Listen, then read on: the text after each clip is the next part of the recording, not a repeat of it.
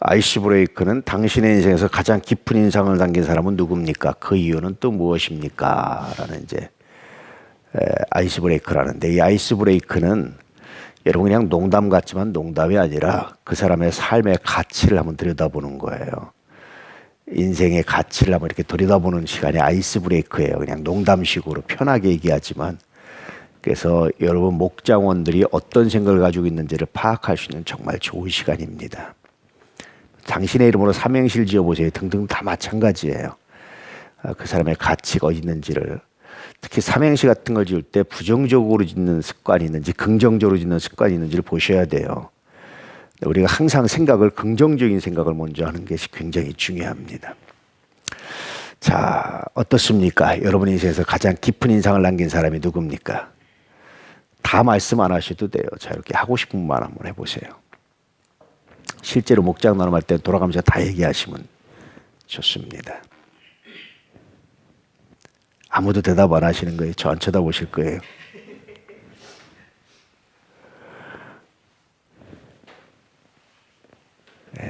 가장 깊은 인상을 남긴 사람이 없나 보죠?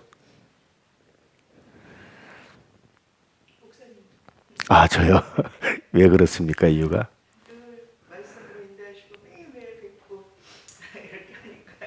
감사합니다. 할렐루야. 우리 목권사님은 예배 드릴 때 눈이 반짝반짝반짝반짝 빛나세요.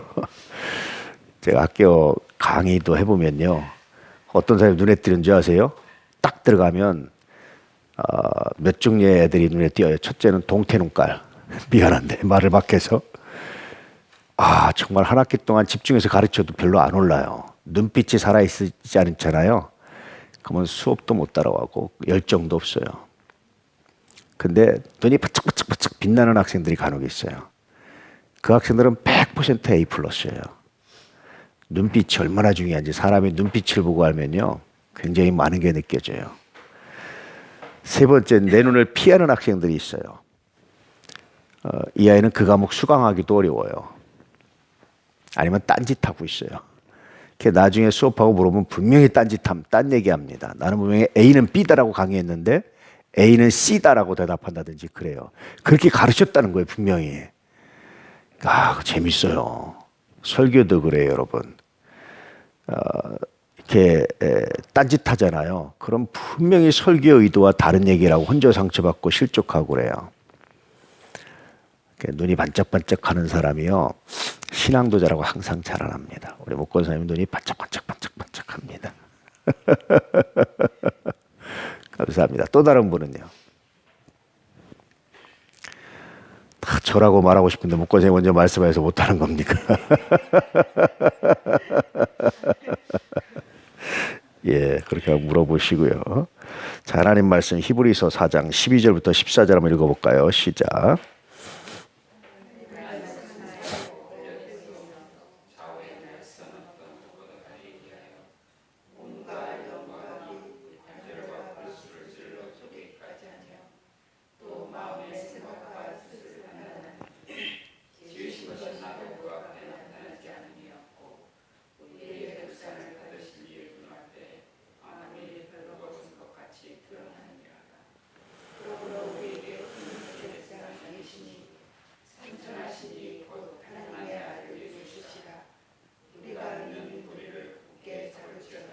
예, 아멘.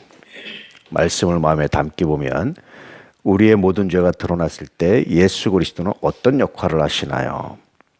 하나님의 말씀이 활력이 있어 좌우에 날선 어떤 것보다 예리해서 홍과 영과 관절과 골수를 찔러 쪼개기까지 한다. 그래서 하나님 앞에 벌거벗은 것 같이 다 드러난다. 그러므로 우리에게 큰 대제사장이 계시다라는 말씀은 뭘까요? 그런데 바로 그때 우리의 큰 대제사장인 예수께서 어떻게 하는 거죠? 우리의 죄값을 단번에 치르시고 우리의 변호사가 되시고 우리를 구원하셨습니다 라는 거예요. 이런 말씀인데 여러분, 이런 때 우리의 죄가 드러났을 때 예수 그리스도는 어떤 역할을 하시죠?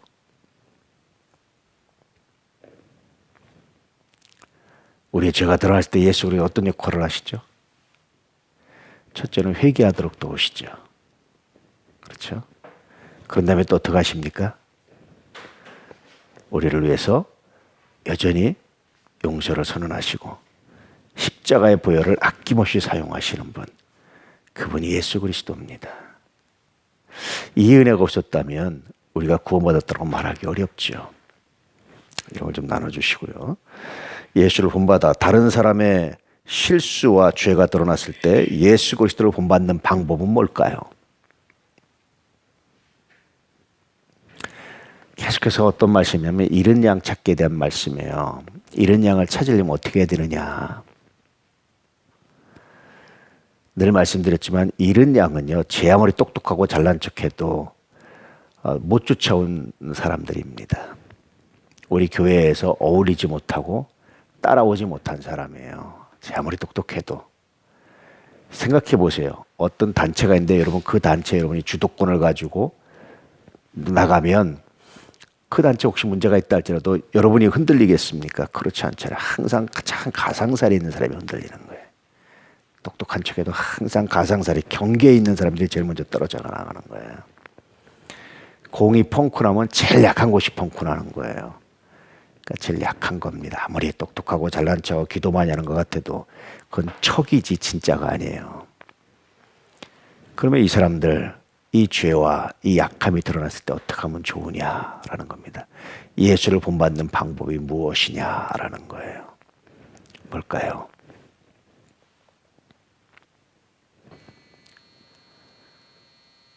이런 묵상들을 한번 해보는 겁니다. 우리가 교회에서 서로 상대의 죄가 드러났을 때, 실수와 잘못이 드러났을 때 어떻게 하면 좋으냐. 그것이 예수를 본받는 게 뭐냐. 토마스 아켄피스라는 사람이요, 그런 책을 썼죠. 그리스도를 본받아. 모든 상황에서 예수를 본받는 방법이 뭐냐라는 거죠. 뭘까요? 자유롭게 말씀하세요. 뭘까요? 우리 서 권사님, 뭘까요? 승인동 분이요. 뭘까요?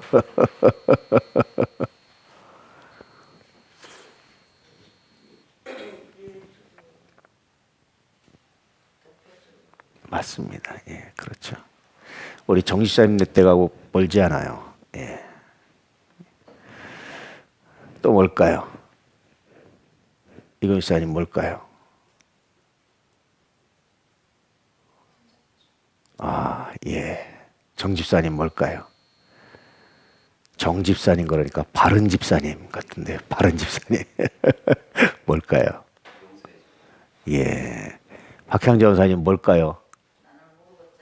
아니 나는 이 말 자체를 뭔 소리인지 못 알아듣겠어. 아, 다른 사람이 잘못했을 때, 잘못이 드러났을 때 예수님이라면 어떻게 했을까요?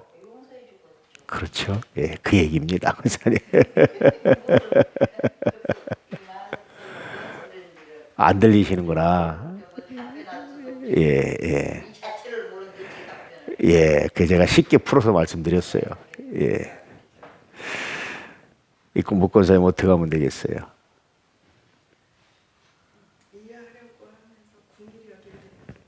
예. 이선희 권사님 어떻게 하면 되겠어요?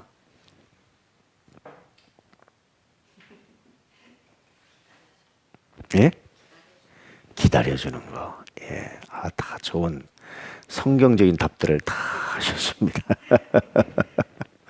근데 예수님이 거기서 한 발 더 나가서 뭐 했죠? 죄값을 누가 치렀죠, 대신? 내가 치렀죠. 예수를 공부한다는 게 다 맞는 말인데 거기다 한 발 더 나가서 죄값을 내가 치러주는 거예요.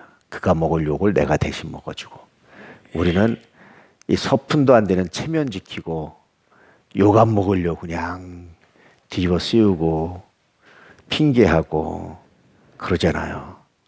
그렇죠? 나는 잘못 없어요.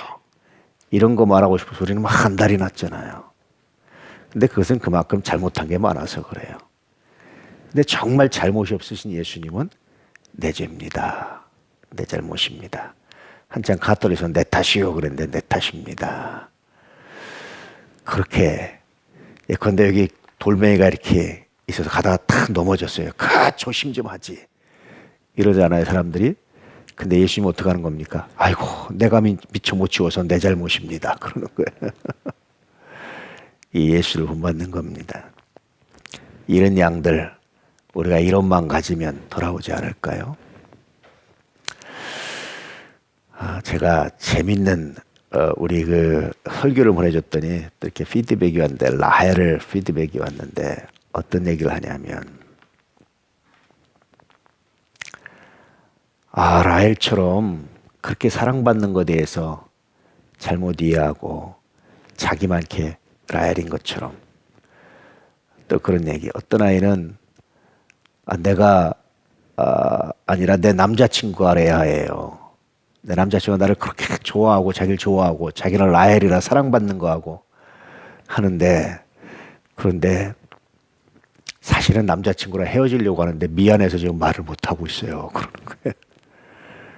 그렇게 사랑하고 그냥 그렇게 하는데 왜 사랑받는데 왜 헤어지려고 그럴까요? 왜 헤어질 생각을 할까요? 자기를 이렇게 좋아하는데 왜 그럴까요? 여러분 사랑한다는 것은요 나만 사랑하는 게 아니라 그가 나를 사랑하도록 하는 게 진짜 사랑입니다.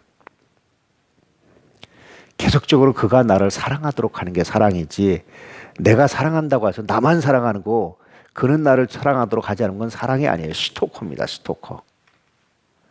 사랑이란 그가 나를 사랑하도록 하는 게 내가 정말 사랑하는 사람이 나를 사랑하도록 하는 게 사랑이에요. 우리가 잃은 양을 사랑한다는 것은요. 잃은 양을 찾는다는 것은 우리가 잃은 양만 사랑해서 되는 게 아니에요. 잃은 양이 우리를 사랑하게 해야 우리 교회를 좋아하게 하는 게 사랑하는 겁니다. 그러려면 그의 실수를 내가 대신 갚아주고 예수를 본받는 게 중요하죠. 이런 얘기 나누는 겁니다. 예수의 이름으로 이웃에게 손을 내미는 건데요. 이웃의 허물과 당신과 소수의 사람만 알고 있다. 허물을 당신과 소수의 사람 몇 사람만 알고 있는 비밀이 있다면 어떻게 대처해야 할까요? 잠언 17장 9절에 보니까 허물을 덮어주는 자는 무엇을 구하는 자요? 사랑을 구하는 자요. 그것을 거듭 말하는 자는 친한 것을 이간하는 자니라.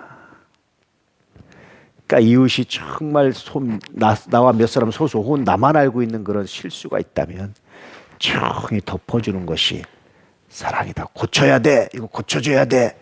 물론 그럴 때도 있어요. 그런데 덮는 것이 우선입니다. 1순위는 덮는 거예요.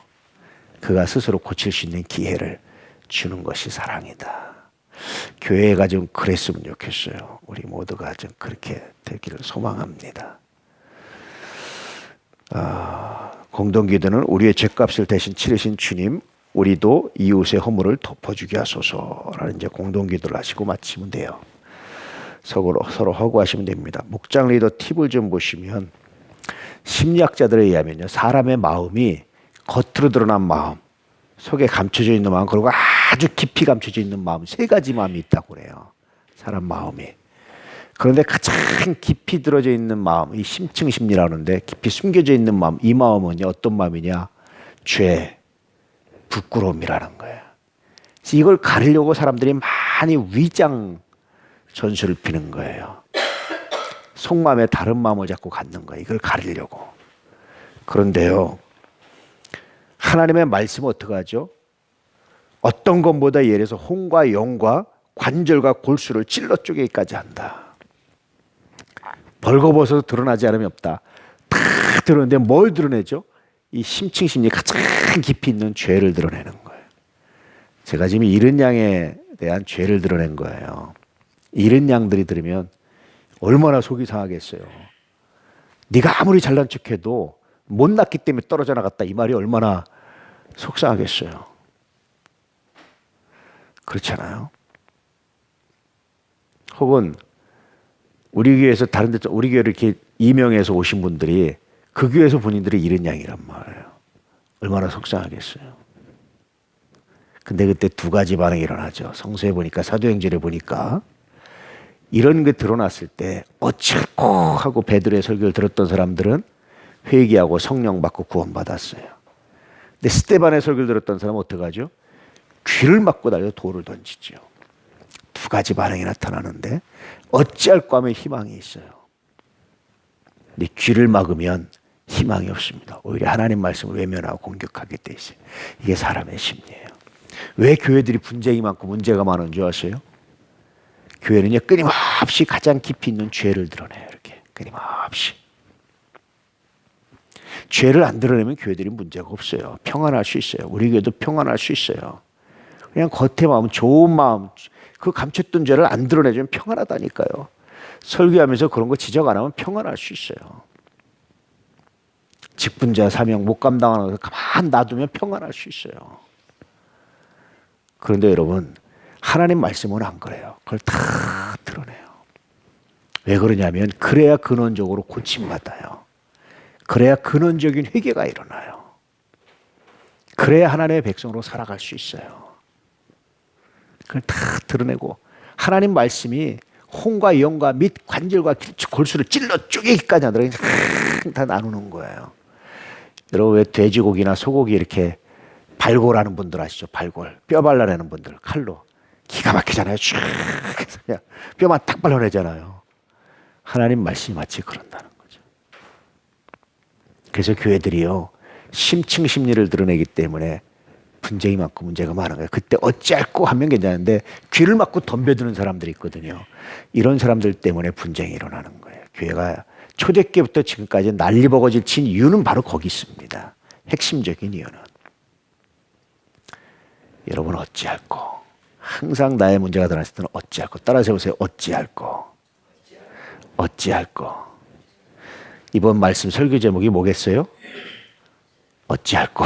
맞습니다. 어찌할꼬. 이 고백을 하셔야 돼요. 어찌할꼬. 하고 하나님 앞에 나오면 희망이 있어요. 회개하고 성령을 선물로 받으라. 그리하면 구원을 얻으리니. 이것이 베드로 설교의 결론입니다. 어찌할꼬. 할렐루야. 교회 분쟁은 그러면서 잃은 양을 양산하게 돼 있어요.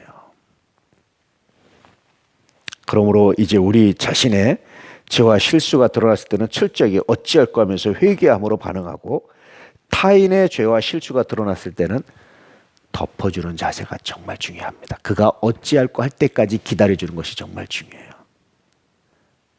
이해되시죠? 그래야 잃은 양이 찾아지고 우리 교회와도 정착이 됩니다. 잃은 양이 생긴 거는 그의 잘못이지만 첫째, 두 번째는 우리 죄예요. 우리 죄. 우리가 그를 수용하지 못하고 받아주지 못한 우리 잘못입니다. 어찌할꼬. 저도 저부터 시작해서 우리 모두 어찌할꼬 하면서 잃은 양 찾게 나설 수 있는 은혜의 시간들이 되기를 축복하고 소망합니다. 할렐루야.